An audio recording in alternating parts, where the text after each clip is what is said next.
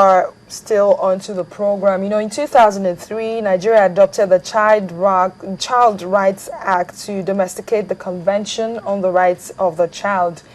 There's been a lot of controversy on what should be done, how it should be implemented. Just last week, there was the issue of child not bride. A lot of people supposedly misunderstood the National Assembly on whether children should marry at a very young age. So in order to be able to clear the air very well and talk more about this matter, I have with me in the studio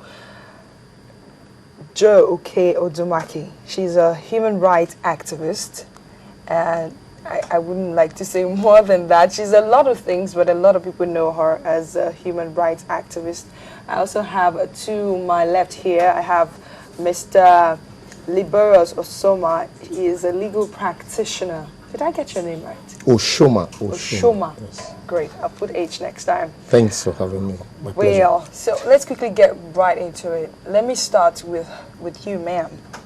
Many are claiming that the refusal to change Section 29, subsection 4B, implicitly endorses child marriage, but the Senate does not agree with this. What do you think about this position? Well, really, the implication, the Section 29 deals with renunciation of citizenship, and then that is in that light that Section 29(4)(a) then says anyone who wants to renounce citizenship must be of full age, and then define that full age to be 18 years and above. And then 29(4)(b), that's Section 29 subsection 4B, also defines a woman who is married to be of full age. And it's in light of renunciation of citizenship that anyone who wants to renounce his or her citizenship must be up to 18 years. But those who always want, to twist, the Constitution, then we take that to mean that any woman who is married is of full age. And the consequence of defining anyone, even if a child is married, if a child is 10 years, if it's 11 years, then that child will be deemed to be of full age. It's in that light that we had to tell the world that although our Constitution remains supreme, no matter how flawed that document is, we don't have any piece of document except the 1999 Constitution. And the Child Rights Act has been passed into law. And since 2003, about 24 states, have domesticated it. And we still have other states. We have like Kogi, Ebonyi, and Niger, that their governors are yet to append their signature. And then we have like Kebbi, Sokoto, Bauchi, Nasarawa, about 10 other states in the north that have not yet passed it. So we are saying that if this Section 29, subsection 4B, that says any woman that is married shall be deemed to be of full age, is subject to abuse. It's also violation of Section 277 of the Child Rights Act that defines a child as anyone that is below the age of 18. Again, we have had this going on for a very long time, that you have the girl child being married out, suffering from VVS, and according to the demographic health survey research that was carried out, about 12,000 of our girls, suffer from this VVS.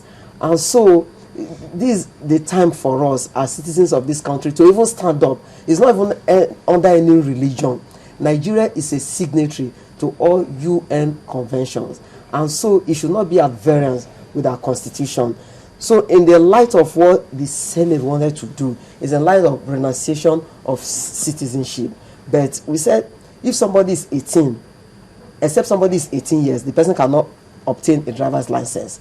Anyone who is not up to 18 cannot vote. Why then do we want to keep that section of the Constitution that says any woman that is married shall be deemed to be of full age? So a lot of some school of thought might just believe that, or we tend to believe that it has to do with citizenship. But in another breath, when you interpret what that section means. It then means that any child can be taken, any child can be married, and the person will be deemed to be of full age.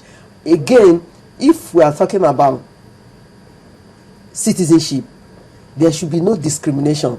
Section 42 of our constitution is stated clearly there that no one should be discriminated against based on the person's public opinion, based on the person's place of origin, sex, ethnicity, and culture.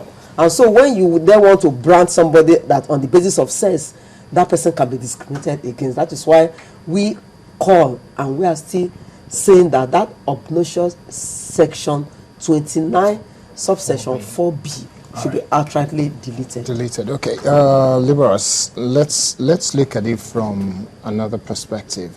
The Senate is saying very clearly that this section 29 4B is strictly